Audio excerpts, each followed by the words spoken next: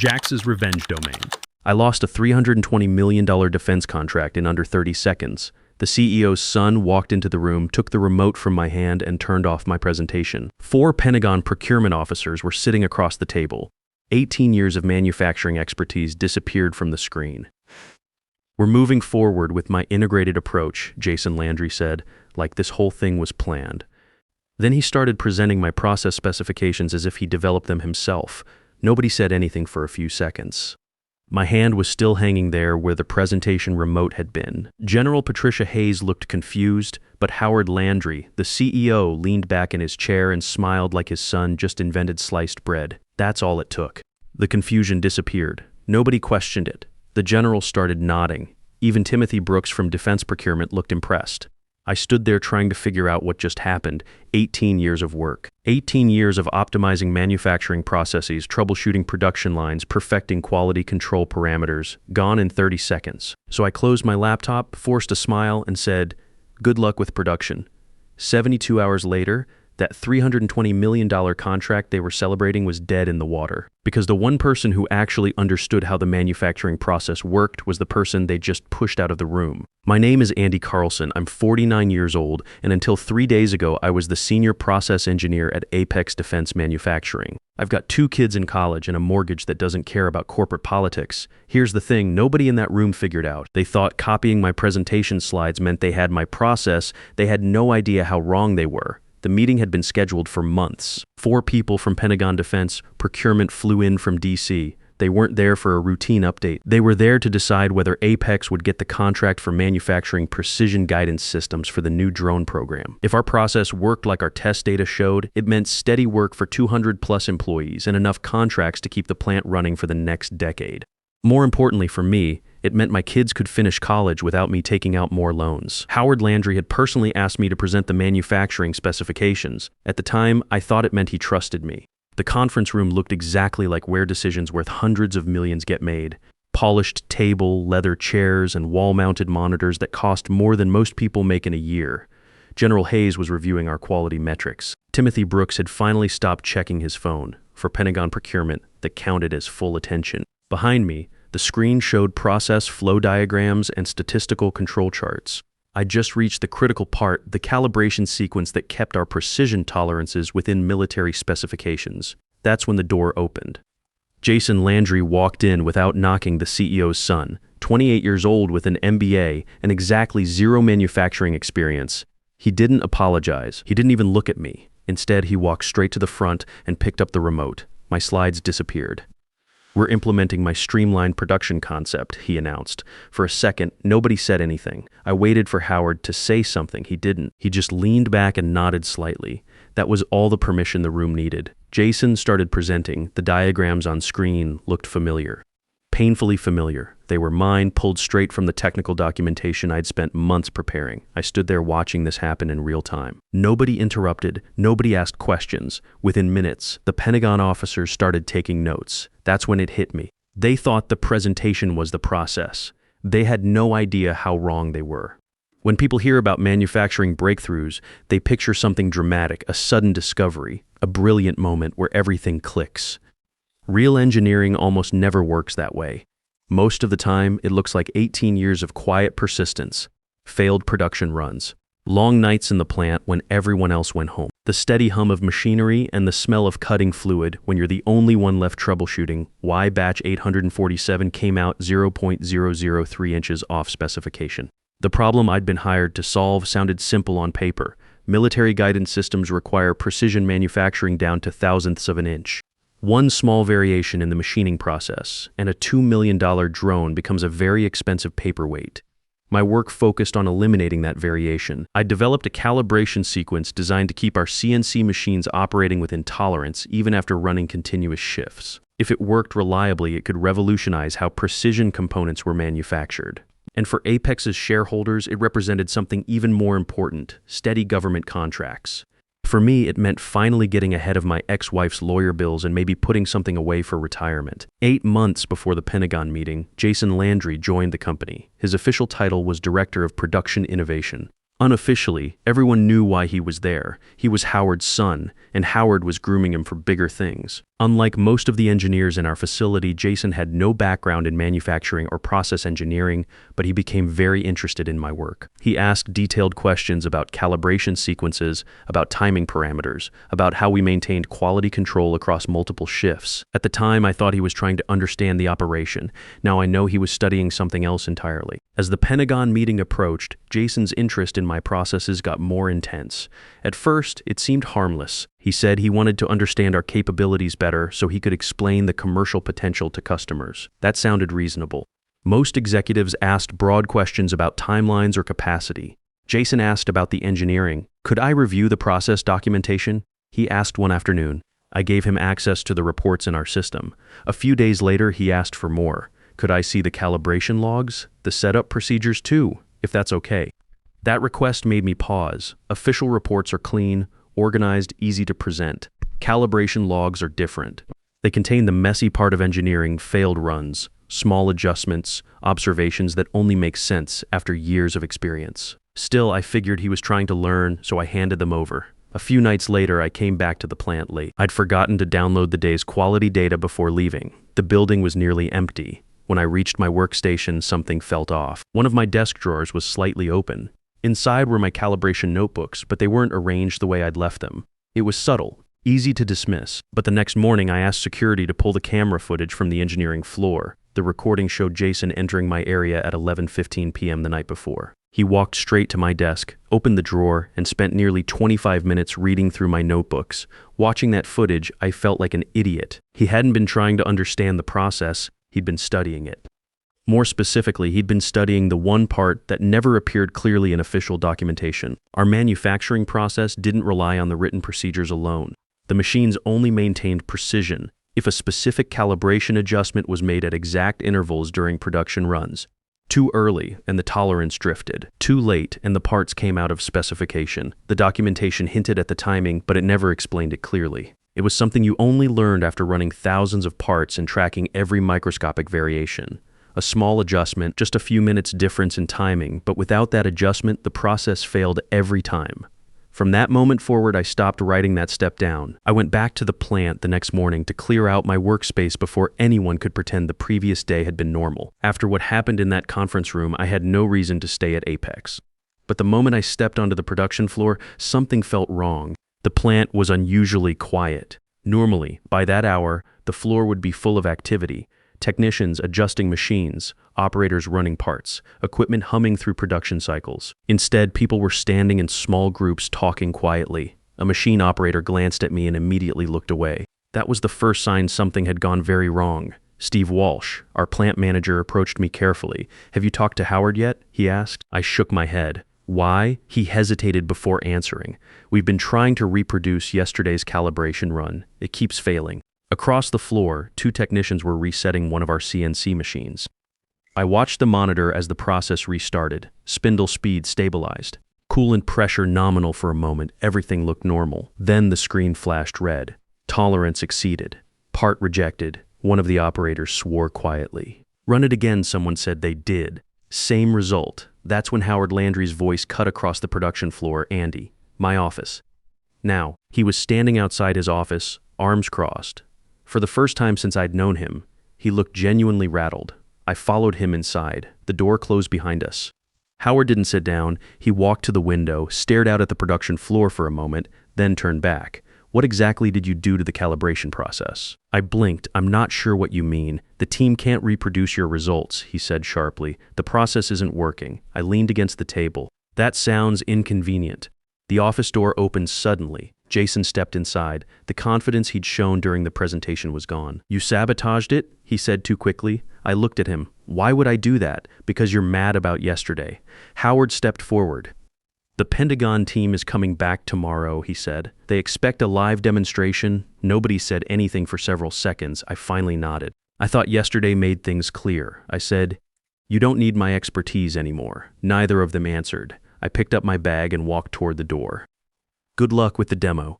As I crossed the production floor a few minutes later, another machine alarm went off behind me. The warning tone echoed through the building, and this time nobody had the slightest idea why. Howard Landry showed up at my house just after dark. I recognized his car before I opened the door. A black Cadillac sitting in my driveway doesn't exactly blend in with the neighborhood. When I answered the door, he didn't waste time. "We need to talk," he said. It wasn't a request. I stepped aside and let him in. Howard stood in my living room for a moment, looking around. The place looked nothing like Apex's executive offices. Work boots by the door. Coffee mug on the kitchen counter, the TV still showing SportsCenter. Finally, he turned toward me. "Do you have any idea what you've done?" He said. "I resigned," I replied. "You walked out of a live Pentagon presentation after disrupting a critical contract negotiation." Howard's expression didn't change. He'd already decided that part of the story didn't matter. "The calibration process was developed at Apex facilities," he said, "on company time with company resources. That makes the technology ours." I leaned against the counter. "So that's why you're here." "The Pentagon team is returning tomorrow," he continued. "They expect a working demonstration." I didn't answer. "They need to see it work," he said. "And you need to make that happen." I shook my head slowly. "Engineering isn't a PowerPoint presentation," I said. "You can't copy a diagram and expect the machines to cooperate." His voice got harder. "If you attempt to take that process anywhere else," he said, "Apex will pursue legal action aggressively." The room went quiet, then I answered him. "The plant may belong to you," I said. "The knowledge doesn't." I walked to my kitchen table and turned my laptop toward him. On the screen was a business registration document. Carlson Engineering Solutions, Certificate of Incorporation. "I filed the paperwork 2 weeks ago," I said. "It's mostly legal framework for now. A garage workshop, some rented equipment. But the process knowledge is mine." For the first time since he arrived, Howard Landry looked uncertain, because in that moment he realized something. The situation he thought he controlled was already moving beyond his reach. The Pentagon team returned to Apex the next morning exactly as scheduled. 4 officers walked into the building expecting to see the technology that had impressed them the day before, but this time they weren't there to watch a presentation. They were there to see it work. Howard greeted them in the conference room with the same confident smile he always used with military contracts. "Up close, it looks strained. Our team has prepared a live demonstration on the production floor," he said. The group followed him through the facility. Inside the manufacturing area, technicians had set up a complete production run, CNC machines, quality stations, monitoring equipment. Jason stood at the main control station. His posture looked confident. His eyes didn't. "Today we'll demonstrate our precision manufacturing process in real time," he announced. The production cycle began. Spindle speed reached operating parameters. Coolant flow stabilized. For a moment, the process looked exactly like it was supposed to. One of the technicians nodded slightly. Then the monitor flashed red. Tolerance exceeded. Part rejected. A technician moved closer to the screen. "That's not right," he muttered. Reset the cycle. They ran it again. Same result. Another failure.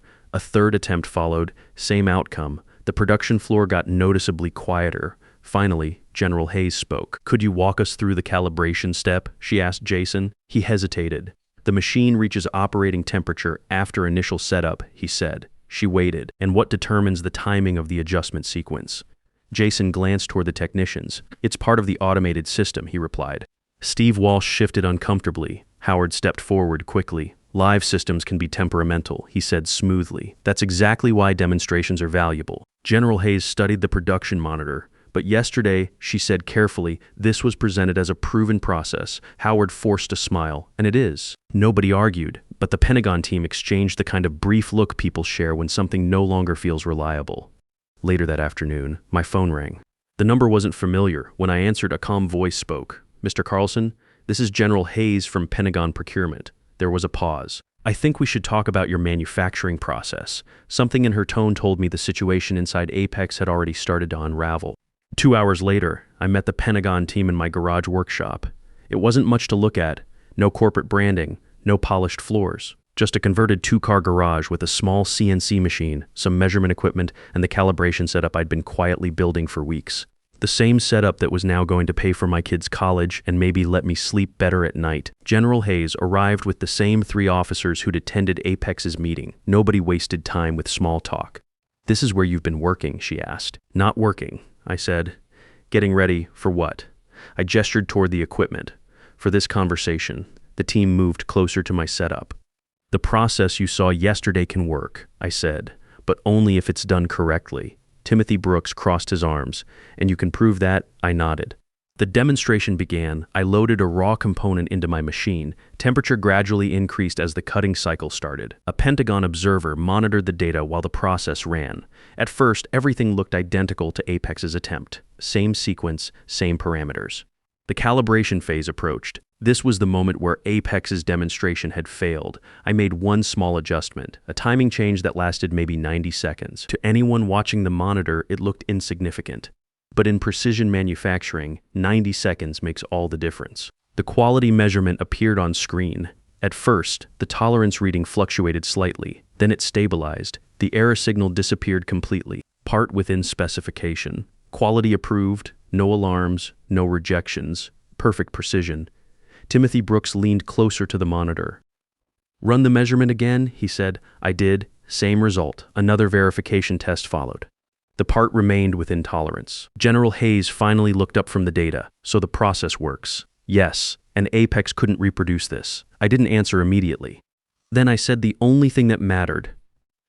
"Not without me." The room went quiet because in that moment, every officer there understood something. The presentation they'd applauded the day before had never been the technology. The Pentagon team stayed in my garage for nearly another hour. They didn't take my word for anything. They reran measurements, checked calibration logs, compared quality data to what Apex had shown. Every result told the same story: the process worked, just not inside Apex's facility. By the time the testing ended, the conversation had changed completely. This was no longer curiosity, it was contract evaluation. "Thank you for showing us this," General Hayes said. There was a long pause. "This changes everything." I didn't ask what she meant. I already understood. That evening, Pentagon procurement contacted Apex's corporate office. The message was direct. Until the company could demonstrate it actually controlled the manufacturing process, the $320 million contract was on hold. Inside Apex, panic spread quickly. The board demanded explanations from Howard. How could the company present a process it apparently couldn't reproduce? Why had the lead engineer behind the technology left the company the day before the demonstration? And most importantly, who actually owned the knowledge? By the following afternoon, the situation had gotten worse. Word of the failed demonstration was circulating through defense industry circles. Not publicly, not yet. But enough people had heard that other contracts began looking uncertain. Confidence in Apex's capabilities started to erode. Behind closed doors, the board made a decision. Jason Landry was removed from his position as Director of Production Innovation. No press release, no announcement. One day he was running the project. The next day he couldn't access the production floor. The contract everyone thought was guaranteed was no longer theirs. General Hayes called me the next morning. Her voice sounded different from the cautious tone she'd used the day before. "Mr. Carlson," she said, "are you available to discuss a contract?" We met that afternoon at Pentagon procurement offices in D.C. General Hayes got straight to the point. "The situation with Apex has changed," she said. "Their board is in damage control right now, but our need for this manufacturing capability hasn't changed." I waited. She leaned back and studied me for a moment. "What we're interested in now," she said, "is contracting with someone who actually understands the process." The room went quiet. Then she slid a document across the table. At the top was the name of my company, Carlson Engineering Solutions. "We're prepared to award the initial contract," General Hayes said. "Full manufacturing rights for the guidance system program." She didn't need to say the dollar amount out loud, the same $320 million opportunity Apex had expected to announce, only now it wouldn't belong to them. I thought about my kids' college bills, about finally being able to fix the roof on my house, about not having to worry every time the phone rang that it might be another bill collector. "When do we start?" I asked. Across the industry, news of Apex's failed demonstration spread quickly. By the following week, I received calls from 3 other engineers who'd been laid off when the contract fell through. All of them were interested in joining a company that actually valued engineering expertise. Monica Rivera called me first. She'd been Apex's best quality engineer before they let her go to cut costs. "I heard about what happened," she said, "and I heard you're starting something new." Steve Walsh called the next day, 20 years managing production lines, and Apex had tossed him aside when the Pentagon contract disappeared.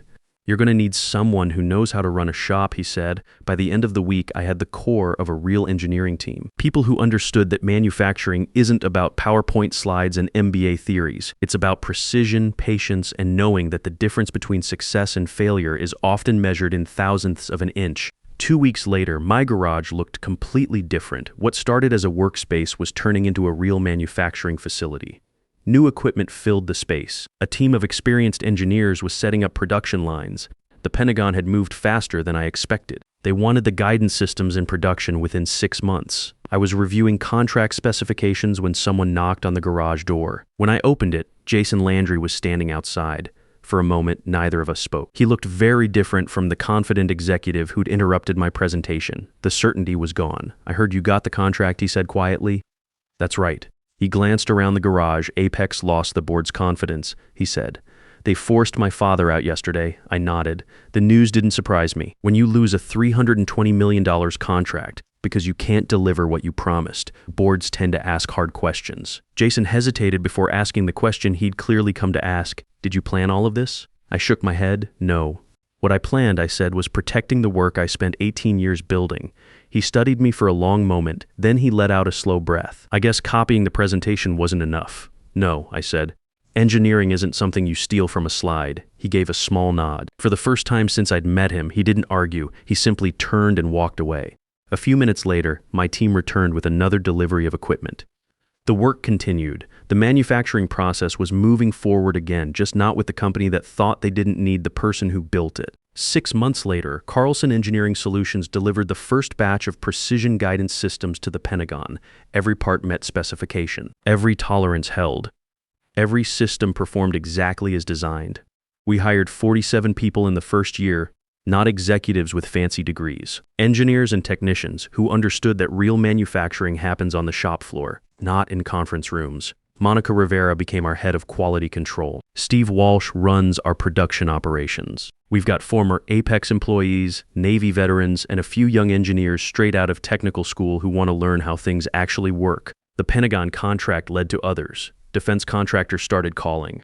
Word spreads fast in the industry when you can deliver what you promise. Howard Landry's replacement at Apex called me last month. They wanted to discuss a partnership. I told them we weren't interested. Some bridges, once burned, stay burned. My kids finished college debt-free. I fixed the roof, put some money away for retirement. Started a small scholarship fund for engineering students from working-class families. But the best part isn't the money. It's walking into our facility every morning and seeing real engineers doing real work, building systems that keep our soldiers safe overseas. Creating jobs that can't be outsourced or downsized away. That's what happens when merit beats politics, when knowledge beats connections, when the person who actually understands the work gets to control it. Look, if you've been in the workforce long enough, you've probably seen this story before. Maybe you've lived it. The boss's kid gets promoted over someone with 20 years of experience. The consultant with the fancy presentation gets the contract, while the guy who actually knows how to do the job gets laid off. Corporate America loves to talk about merit and hard work, but too often it's about who you know, not what you know. The system isn't built for people like us, people who learned their skills on the job, who understand that real expertise comes from years of experience, not months of MBA coursework. But here's what I learned. They can steal your presentation, but they can't steal your knowledge. They can copy your slides, but they can't copy 18 years of experience. They can take credit for your work, but they can't actually do your work. Don't let them convince you that your expertise doesn't matter. Don't let them tell you that some kid with a degree knows your job better than you do. Your knowledge has value, your experience matters. And sometimes if you're smart about it, you can make them pay the price for forgetting that.